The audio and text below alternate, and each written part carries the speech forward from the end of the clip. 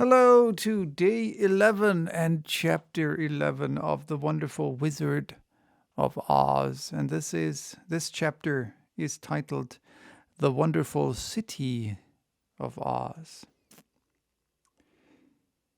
Even with eyes protected by the green spectacles, Dorothy and her friends were at first dazzled by the brilliancy of the wonderful city. The streets were lined with beautiful houses, all built of green marble and studded everywhere with sparkling emeralds. They walked over a pavement of the same green marble, and where the blocks were joined together were rows of emeralds set closely and glittering in the brightness of the sun.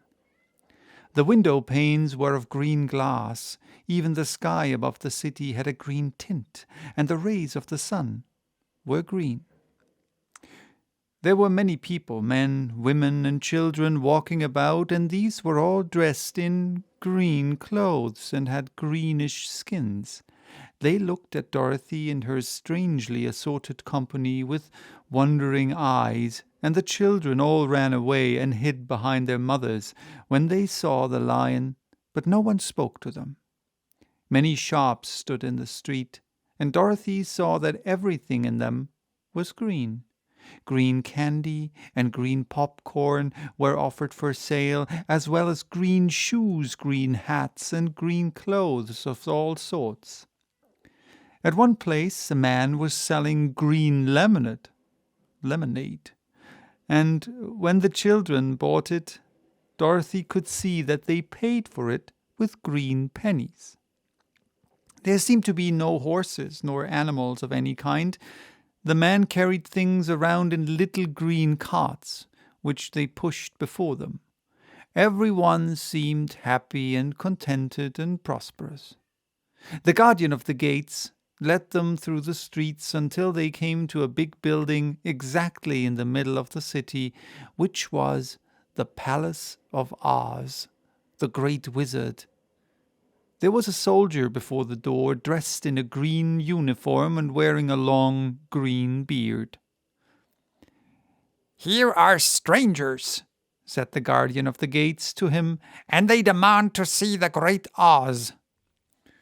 "Step inside," answered the soldier, "and I will carry your message to him."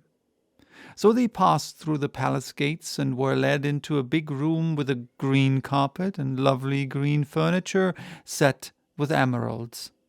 The soldier made them all wipe their feet upon a green mat before entering this room, and when they were seated, he said politely, "Please make yourself comfortable while I go to the door of the throne room and tell Oz you are here." They had to wait a long time before the soldier returned. When, at last, he came back, Dorothy asked, "Have you seen Oz?" "Oh, no," returned the soldier. "I have never seen him. But I spoke to him as he sat behind his screen and gave him your message. He said he will grant you an audience if you so desire, but each of you must enter his presence alone, and he will admit but one each day. Therefore, as you must retain in the palace for several days, I will have you shown to rooms where you may rest in comfort after your journey." "Thank you," replied the girl. "That is very kind of Oz." The soldier now blew upon a green whistle, and at once a young girl dressed in a pretty green silk gown entered the room. She had lovely green hair and green eyes, and she bowed long before Dorothy as she said, "Follow me, and I will show you to your room." So Dorothy said goodbye to all her friends except Toto, and taking the dog in her arms, followed the green girl through seven passages, and up 3 flights of stairs until they came to a room at the front of the palace. It was the sweetest little room in the world, with a soft, comfortable bed that had sheets of green silk and green velvet counterpane. There was a tiny fountain in the middle of the room that shot a spray of green perfume into the air to fall back into a beautifully carved green marble basin. Beautiful green flowers stood in the windows, and there was a shelf with a row of green books. When Dorothy had time to open these books, she found them full of queer green pictures that made her laugh. They were so funny. In a wardrobe were many green dresses made of silk and satin and velvet, and all of them fitted Dorothy exactly. "Make yourself perfectly at home," said the green girl, "and if you wish for anything, ring the bell. Oz will send for you tomorrow morning." She left Dorothy alone and went back to the others. These she also led to rooms, and each of them found himself lodged in a very pleasant part of the palace. Of course, this politeness was wasted on the Scarecrow, for when he found himself alone in his room, he stood stupidly in one spot, just within the doorway, to wait till morning. It would not rest him to lie down. He could not close his eyes, so he remained all night staring at a little spider which was weaving its web in a corner of the room, just as if it were not one of the most wonderful rooms in the world. The Tin Woodman lay down on his bed from force of habit, for he remembered when he was made of flesh. But not being able to sleep, he passed the night moving his joints up and down to make sure they kept in good working order. The lion would have preferred a bed of dried leaves in the forest, and did not like being shut up in a room, but he had too much sense to let this worry him. So he sprang upon the bed and rolled himself up like a cat, and purred himself asleep in a minute.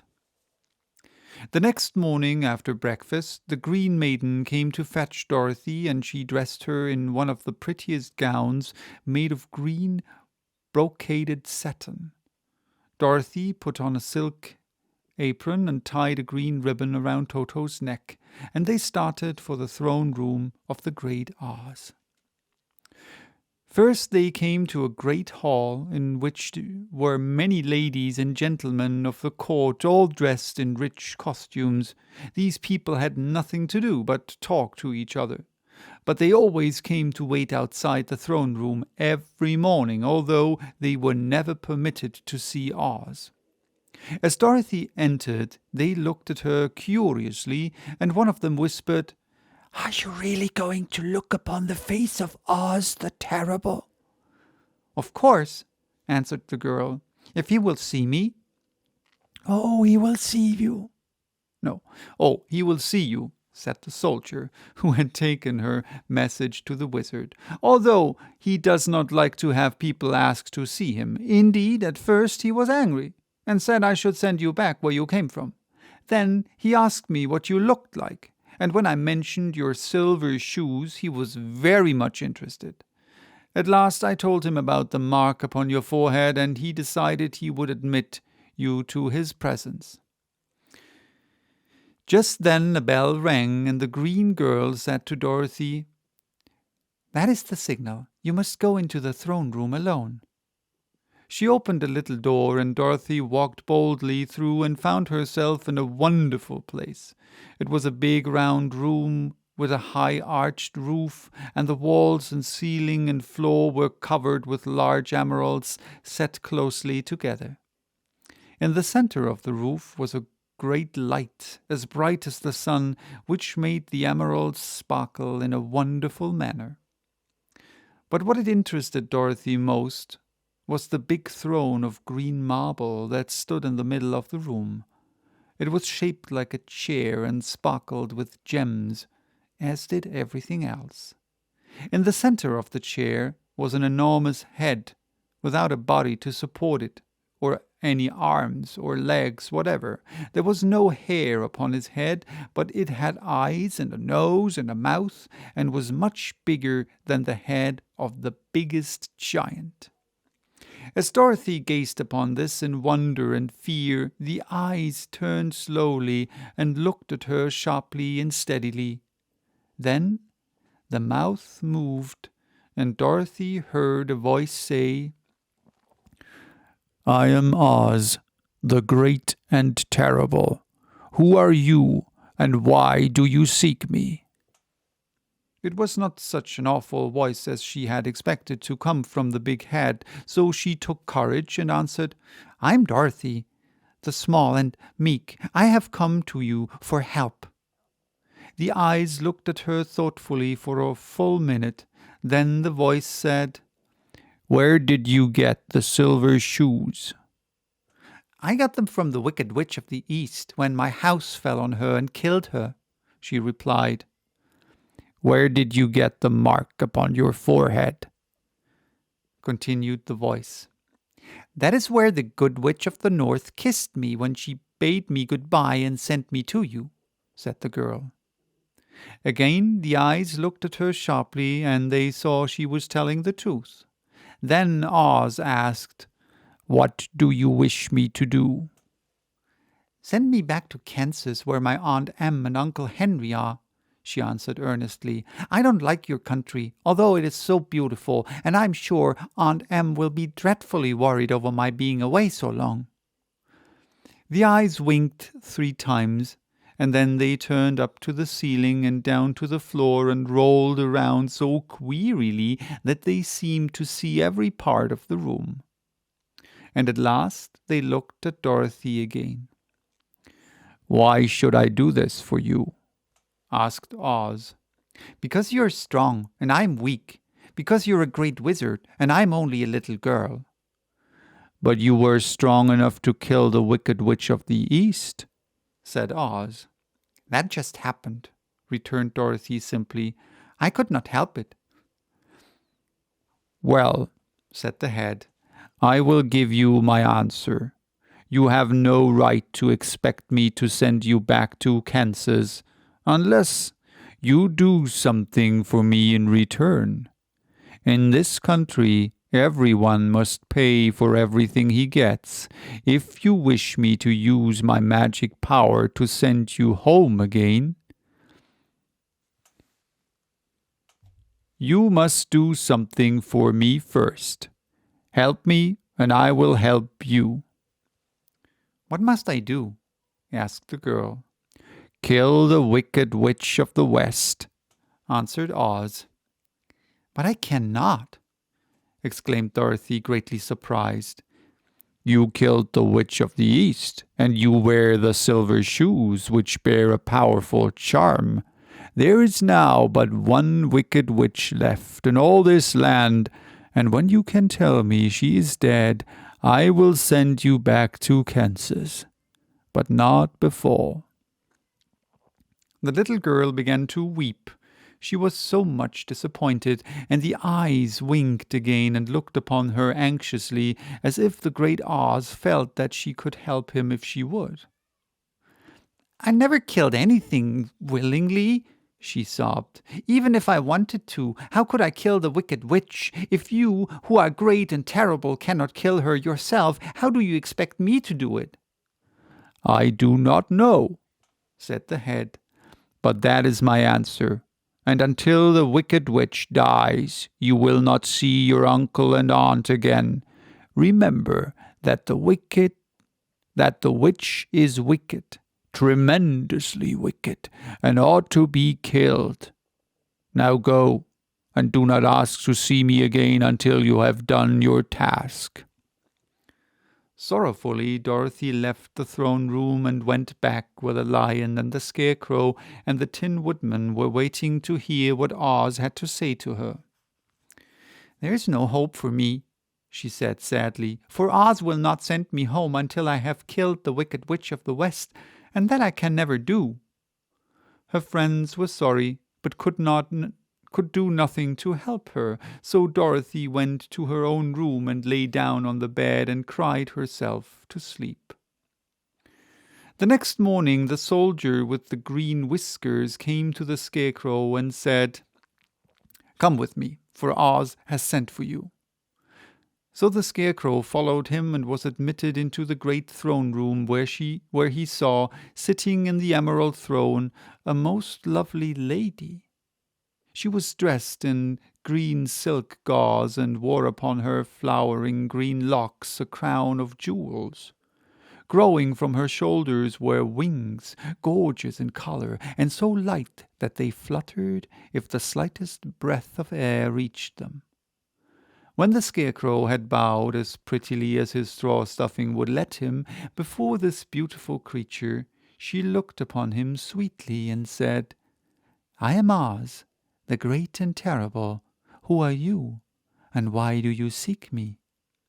Now the Scarecrow, who had expected to see the great head Dorothy had told him of, was much astonished, but he answered her bravely, "I am only a scarecrow, stuffed with straw. Therefore I have no brains, and I come to you praying that you will put brains in my head instead of straw, so that I may become as much as a man as any other in your dominions." "Why should I do this for you?" asked the lady. "Because you are wise and powerful, and no one else can help me," answered the Scarecrow. "I never grant favors without some return," said Oz.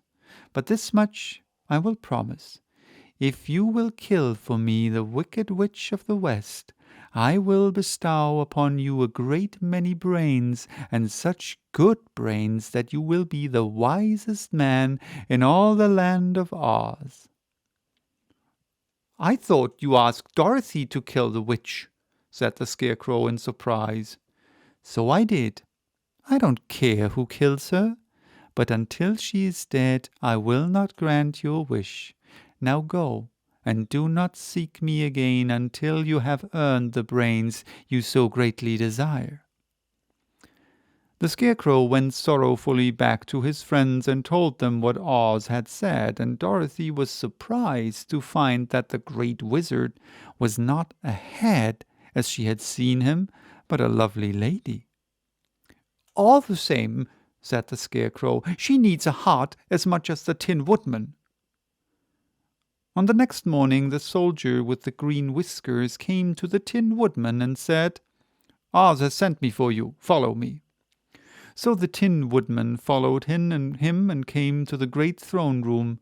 He did not know whether he would find Oz a lovely lady or a head, but he hoped it would be the lovely lady. "For," he said to himself, "if it is the head, I am sure I shall not be given a heart, since a heart has no heart of its own, and therefore cannot feel for me. No, since a head has no heart of his own, and therefore cannot feel for me. But if it is the lovely lady, I shall beg hard for a heart, for all ladies are themselves said to be kindly-hearted." But when the Woodman entered the great throne room, he saw neither the head nor the lady, for Oz had taken the shape of a most terrible beast. It was nearly as big as an elephant, and the green throne seemed hardly strong enough to hold its weight. The beast had a head like that of a rhinoceros, only there were 5 eyes in its face. There were 5 long arms growing out of its body, and it also had 5 long, slim legs. Thick, woolly hair covered every part of it, and a more dreadful-looking monster could not be imagined. It was fortunate the Tin Woodman had no heart at the moment, for it would have beat loud and fast from terror. But being only tin, the Woodman was not at all afraid, although he was much disappointed. "I am Oz, the great and terrible," spoke the beast in a voice that was one great roar. "Who are you, and why do you seek me?" "I am a woodman, and made of tin. Therefore I have no heart and cannot love. I pray you to give me a heart, that I may be as other men are." "Why should I do this?" demanded the beast. "Because I ask it, and you alone can grant my request," answered the Woodman. Oz gave a low growl at this, but said gruffly, "If you indeed desire a heart, you must earn it." "How?" asked the Woodman. "Help Dorothy to kill the Wicked Witch of the West," replied the beast. When the witch is dead, come to me, and I will give you the biggest and kindest and most loving heart in the land of Oz." So the Tin Woodman was forced to return sorrowfully to his friends and tell them of the terrible beast he had seen. They all wondered greatly at the many forms the great wizard could take upon himself, and the Lion said, "If he is a beast, when I go to see him, I shall roar my loudest, and so frighten him that he will grant all I ask. And if he is the lovely lady, I shall pretend to spring upon her, and so compel her to do my bidding. And if he is the great head, he will be at my mercy, for I will roll his head all about the room until he promises to give us what we desire. So be of good cheer, my friends, for all will yet be well." The next morning the soldier with the green whiskers led the Lion to the great throne room and bade him enter the presence of Oz. The Lion at once passed through the door and, glancing around, saw to his surprise that before the throne was a ball of fire, so fierce and glowing he could scarcely bear to gaze upon it.